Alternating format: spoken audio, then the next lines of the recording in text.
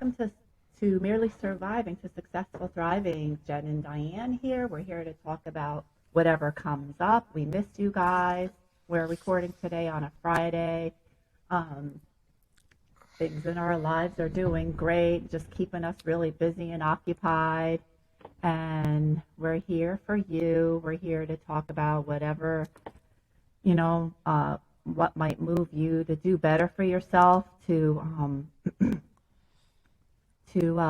be willing to just love yourself and be a part of life, because I think that more and more the world is starting to realize that it's not about just doing for others until you're blue in the face and you can't move anymore. It's like, you can't give what you haven't got. If you have some love and energy and power inside yourself, then you have it to give. So I don't know, that was just my thought for the moment. Jen, let's hear what you have to say on that, or on anything that could be on your mind today.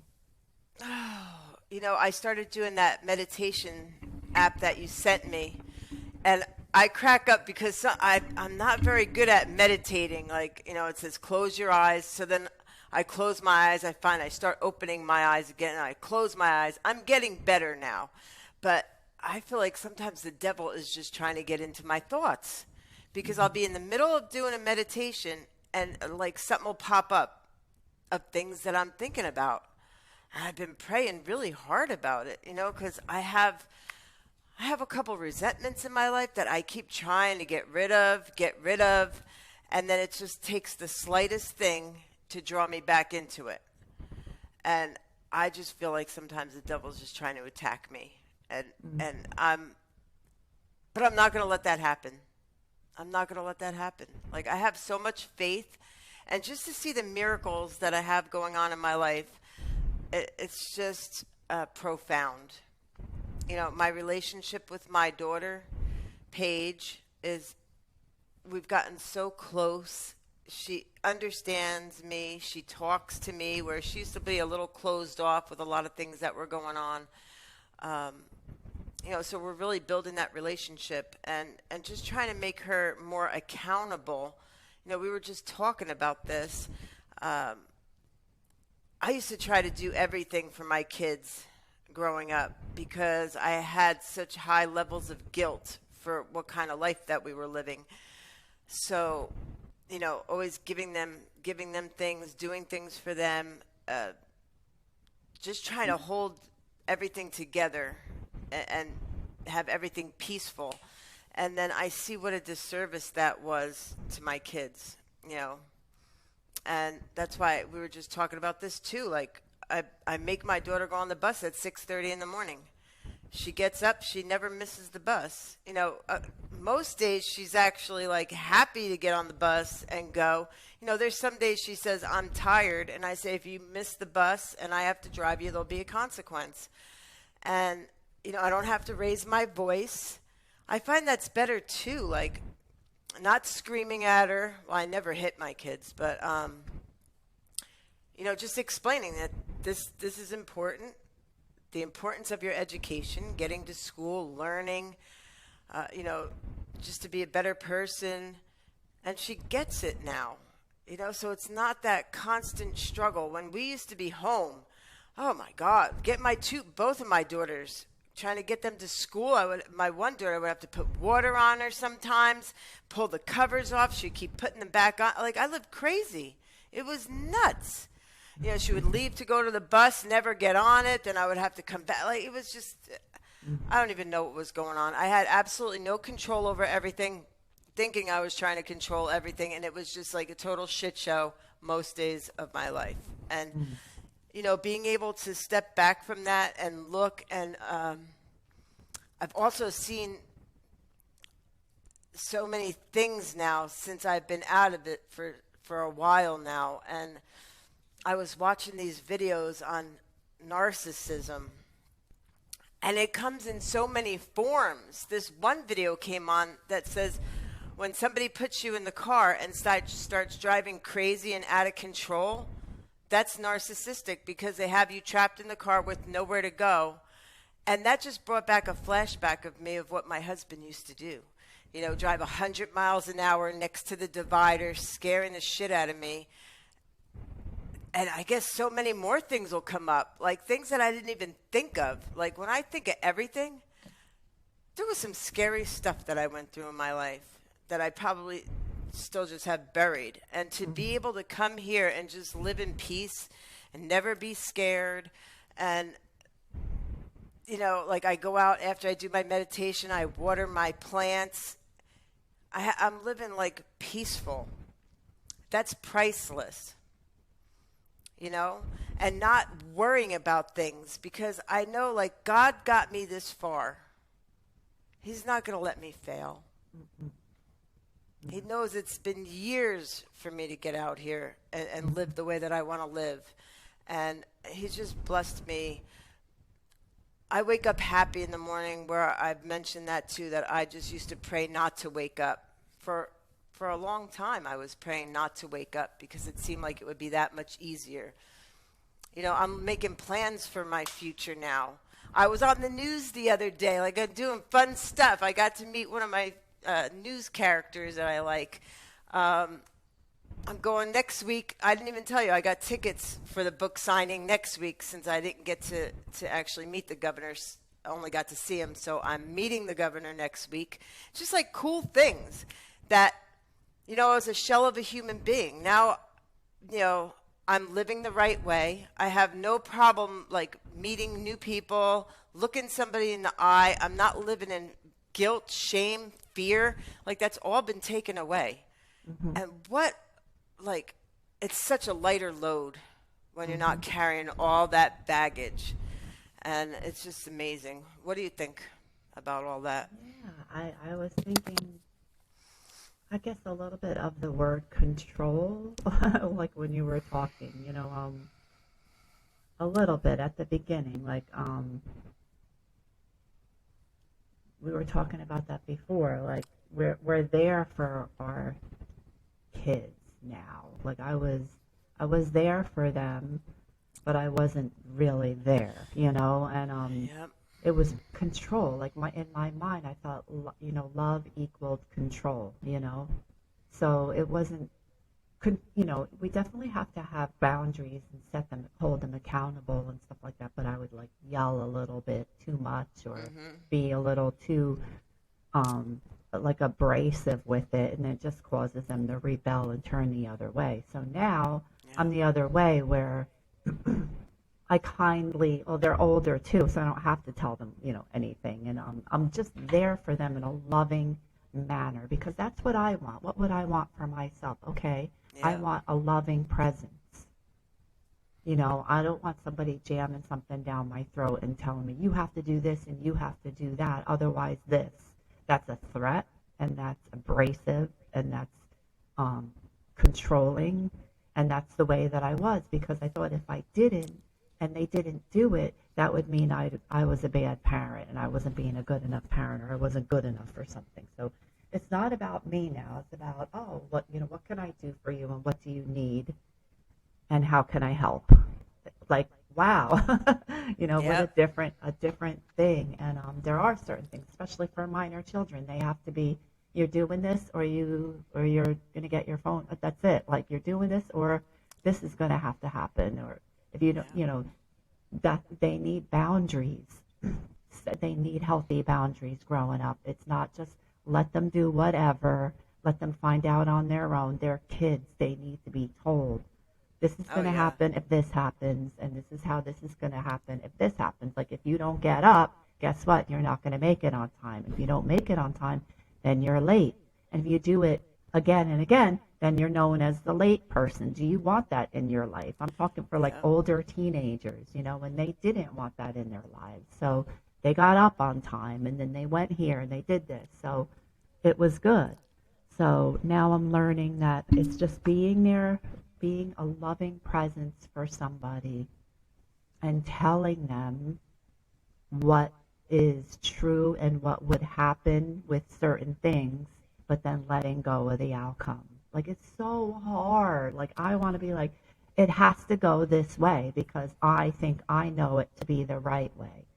It has to go down like this, and I can't be like that because first of all, it creates super amounts of anxiety within me and super amounts of fear within me because then if they don't agree to it, then what? It's not about me. It's about being, I guess, like a loving presence for the person. But like we were talking about like rides and things and that, my daughter's not driving yet. Like that's right. Like I'm going to go like I don't like, I'm going to go like twice a week real early and she's just going to have to come with me and that's it. That's right. Like, she will, I didn't drive until I was 21. I was scared to death of it, scared to pieces about driving. There was too much to know at one time and she's the same way. And I feel like when you're ready, you're ready. They're going to come to a point where she doesn't want to get up at 6 a.m. to go to a 10 o'clock a.m. job. You know what I mean? She's going to be like, that's too early, you know? And then I know what's going to happen. She's going to text our friend. And the night before when I tell her, she's going to be like, oh, let me text, And we'll see. If that happens, then she's going to have to be responsible for paying him. You know what I mean? It's just all about holding people responsible for their own actions. Like I'm not responsible. You know what I mean? So I'm learning that, but yet there's just this part of me that thinks if you turn the other way, then you don't care, and that's not the truth. It's like a detaching. If you detach from it and just tell them politely what needs to happen and be there for them, but let go of the outcome, and not like incessantly, then you don't care. That's not true. Like I care. I care so much that's why I do that, but there's a fine line. There's like the continuum of like I care so much that I want to control, and then I go all the way over here. I can go right in the middle. I care so much about you. This is what needs to happen. This is how it can happen if you want.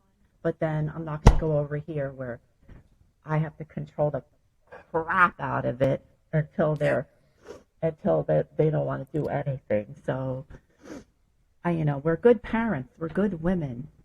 We always were, really. Even at our worst times, we were trying to be good moms and good parents and healthy parenting and trying to show what needs to be done and how. All we were trying to do is look out for their best interests. That's it. That's all I was trying to do. There's nothing wrong in that at all. So just one little thing at a time, one little step at a time. That's the way that I see it now. Like just one little baby step at a time going in the right direction is good. Yeah. They don't have to like accomplish the world today. They just have to be on time and they have to do this. It's just one little baby step towards the right thing. And I'm talking about for myself too. Like every little thing, like sometimes I just tasks that I need to do, I'll put it off or whatever. And why? I don't have to do it perfectly. I don't have to be like so fast that I don't do it right. I don't have to be anxious. Anything that we do in a panic or out of fear really doesn't get done very well anyway. So we might as well center ourselves in the Lord in the morning with God and be good with ourselves, because that's what it says in there on every page that I open. I read a book called Jesus Calling every morning, and it says, there was a big paragraph long scripture in there, and I don't even remember what it said. All I know is that it spoke worlds to me this morning about just like kind of, every page pretty much says relax and just hear me and listen. Be still and know. It doesn't say be still and try to figure everything out. It says be still and know. I'm like, let me try and figure this all out, and I have to do this, I have to do that. What do you think? I was thinking more and more about God, and with trying to come at my daughter with love and understanding, she's been asking she wants to go to church now. She says to me sometimes that my faith is sometimes a little bit off, Mom, and I need to go to church. Is church today? It's really cute. and I'm actually we're going to take a drive to Tampa at the end of March because they're having a Jesus walk. You know, there's only going to be 5 of them in the whole entire country, and this is the first time there's going to be one in Florida. And I think that's going to be powerful. Singing and like hearing people preaching and just the presence of the Lord and how these young people are excited about this. That's tremendous in this world that we're living in today. You know, I do watch certain things. You know, there's Satan clubs popping up for kids after school programs now. Yeah, it's very real. And they even have a theme song. And it's just super disturbing. You know, it says, oh, Satan isn't really bad and he accepts people and he just wants you to be who you want to be. You know, like pushing these agendas on little kids in this day and age when it's so hard. We're just trying to raise good human beings that have a relationship with God. Because at the end of the day, if you don't have a relationship with Jesus Christ, that's the only way you get to heaven. So being so, like, I don't know, it's just scary to see the way of the world. And I'm just doing my best to be loving to my daughter and to show her, instead of just through my words, through my actions of, you know, what's how it is to be a good person. And I fail at times. Of course, we all do. Nobody's perfect. But I'm just walking a better path now. And it's evident, you know, in the decision making and the love that I'm able to show her instead of just giving her things or just, you know, being so rigid in my rules. Explain to her the reason why I'm doing what I'm doing. And it's because I love you so much. I mean, I used to laugh with my older son. He'd be like, can't you just do it? And I would say, you know, God forbid I died tomorrow. What would happen to you? You know? Because he didn't really know much how to take care of himself. So we started working on that. You know, I tried to help him build his credit, started, you know, doing job. He started to, this was a couple of years ago, it made him start doing his own laundry, because I used to do his laundry too. You know, and then you kind of start resenting all these things that you're doing because nobody really appreciates you anymore. They just expect everything to be done for you to have absolutely no life whatsoever, that you're just always going to drop what you're doing to drive somebody, to take them places, to, you know, it gets to be expected. And it's really not teaching them responsibility and appreciation. And then, you know, then we get resentments because I feel like I was walked all over for so many years and I'm not living like that anymore. And it's been, you know, the transition has been going really smooth and our relationship is better. And, you know, she said to me yesterday, she's like, you know what, Mom? You're the best person in my life. And I really love you and I appreciate you. Just out of nowhere. So naturally I was laughing. I was like, what do you want? She was like, nothing. I don't even want anything. Because that's sometimes how she starts when she's buttering me up for something. But that's beautiful for her to, like, reflect and just realize that, you know, just how much I'm there for her, how much I care about her, and just want her to succeed in life and be a good person. It's just, it's good. Yeah. I'm happy now. Yeah. I love when they feel accepted and loved and everything, and they are searching for what's true for them as far as, like, who God is and what God is to them. Because if they don't, then they're just going on what they think or what other girls in school think or what other people around them think. And I don't want to live my life backwards anymore. I live my life backwards. And backwards meaning my emotions, my feelings, my actions, my perceptions, and everything was distorted based on other people for so many years. Like, I thought the way everyone else thought, you know. My take on things were usually the opinions of someone else. Yeah. For years. And it's not. It's the other way around now. Like it's from the inside out, not from the outside in. I live my life outside in instead of inside out.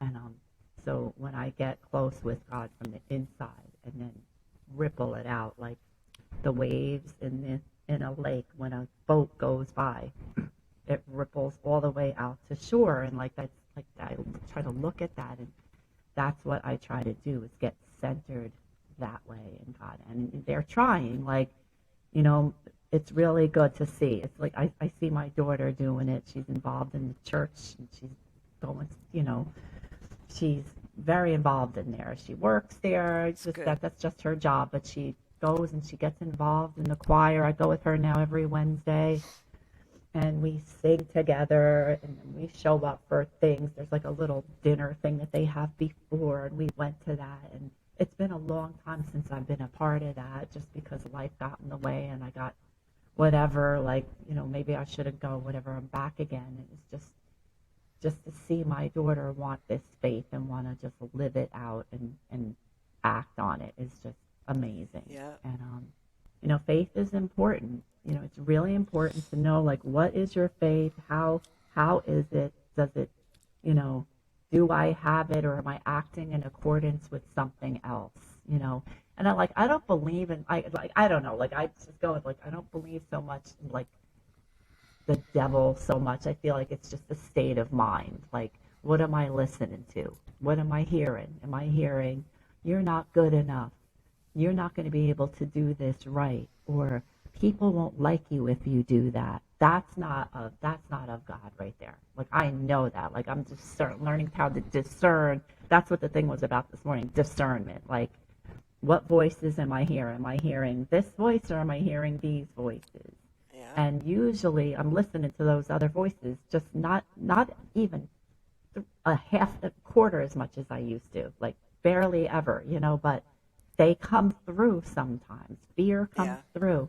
And I'm like, no, God did not create a spirit of fear, but of love and of power and of self-control. You know what I mean? Like, I memorized that sucker, because we were not created that way.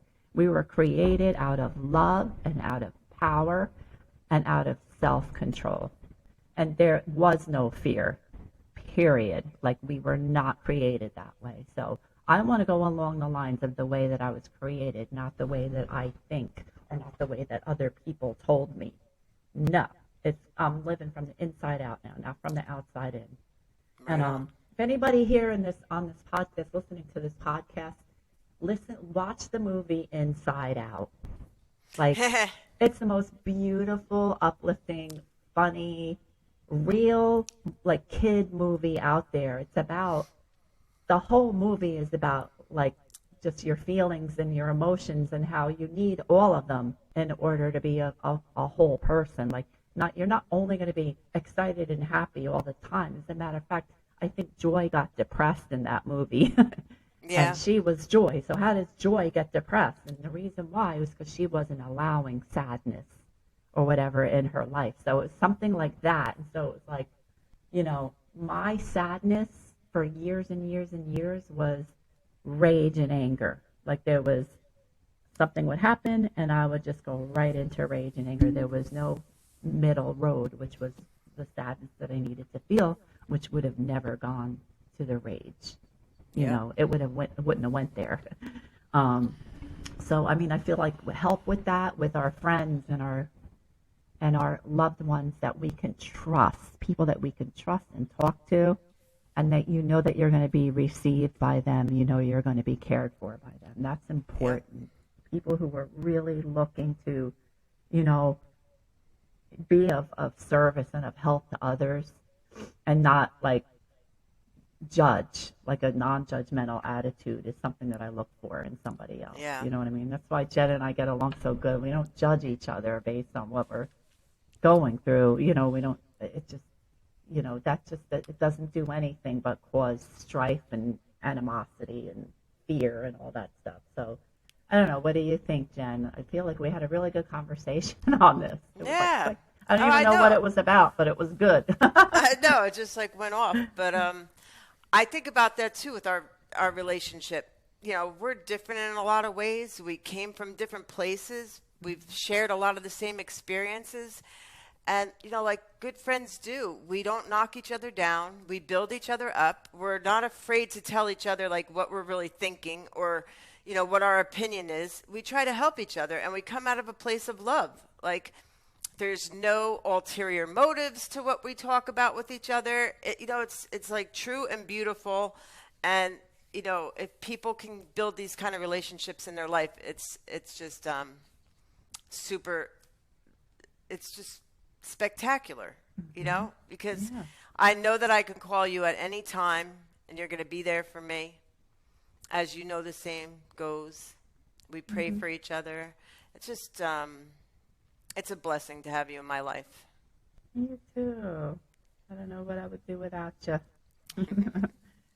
We have like This is a just the spirit beginning. of like a spirit of strength, and moving forward and all that. Like, Especially when we get together. yeah, like, Unstoppable. yeah, like I just can't, you know, like I can't just sit and like let everything happen around me like I used to. And I guess you're the same way. So it's like, no, Hmm. that's not acceptable. We have to do this. I'm like, yeah, you got it. You know what I mean? Like, Yep. there you go. Like, I like that. Like, there's that. Yeah. Sometimes you need the anger, like in the show. Instead of you need anger to like it's like a roadmap, like, oh, I shouldn't go this way. I have to go this way.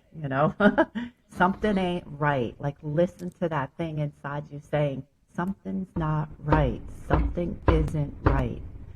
And Yep. I ignored it to the point where I didn't know who the hell I was. Yep. So that's not conducive to being a healthy person, I don't think. Like to say Yeah, like, not at all. oh, because then it attacks your body in some other way, like health issues and so forth. But Yep. but anyway, we love all of you. Leave any comments or suggestions that you have for what you would like to hear or what you've already heard. If you want to identify or just put it out there, we're here for you. Have a wonderful Friday. Have a wonderful weekend. And we'll Weekend. see you all next week. Take care. Love Right. y'all.